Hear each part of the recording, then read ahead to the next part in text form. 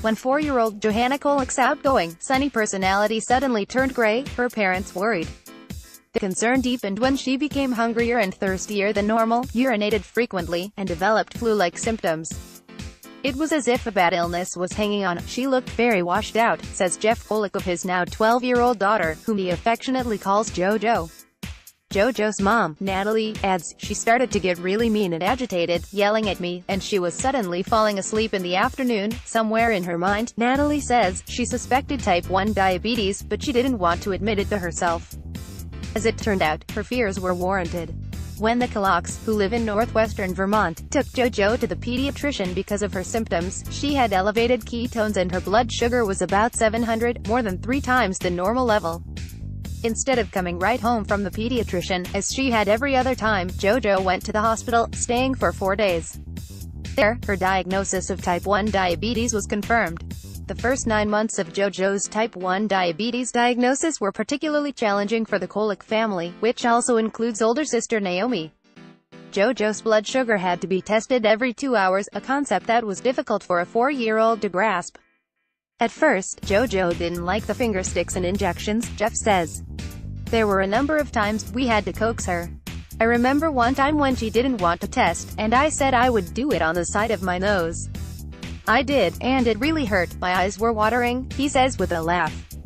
Since then, Jeff and Natalie have stepped up to the plate as type 1 diabetes caretakers many more times for JoJo and her brother Nicholas, whom they adopted when he was 6 years old and who also has type 1 diabetes.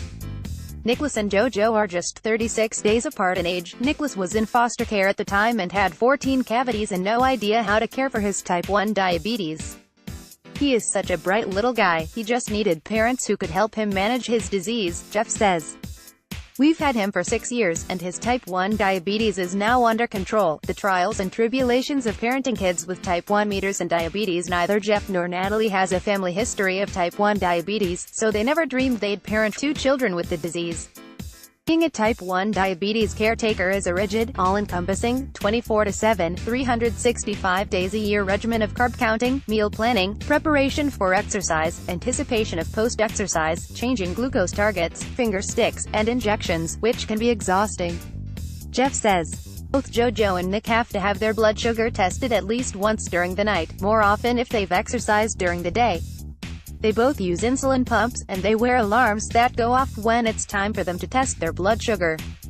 Jeff recalls one time when JoJo developed what's called exercise lag as a result of her type 1 diabetes. We were vacationing in Maine, and JoJo had been swimming all day. Exercise can have a depressive effect on glucose levels in kids with type 1 diabetes, so we had to check JoJo's glucose throughout the night, he says. She experienced hypoglycemia and a resulting seizure and had to be rushed to the hospital. Although most parents naturally worry when they send their children to school, camp, or other places where they're out of their sight and care, parenting kids with type 1 diabetes means an additional set of serious concerns, including whether the kids are eating at the right times, testing their blood sugar often enough, and getting their necessary insulin.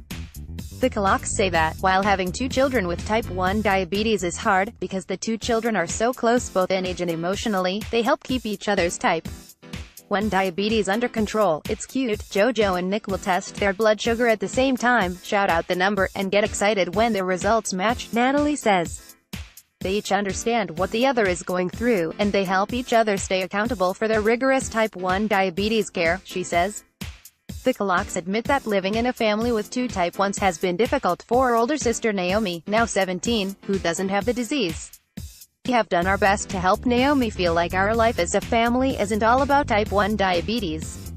Jeff says that being the older sibling of children with type 1 diabetes and the assistant type 1 diabetes caretaker has helped Naomi mature.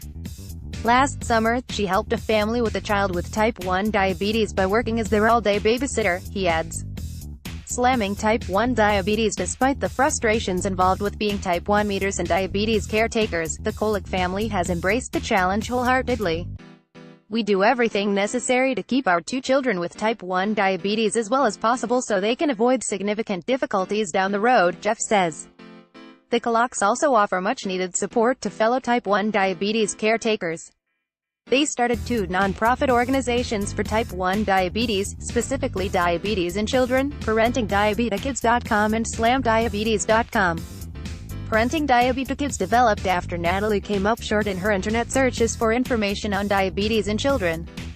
There was a lot of great information out there on type 1 diabetes, but I wanted to go somewhere where I felt emotionally supported, she says. So they launched their site in 2008 with supportive information on food, personal profiles of families dealing with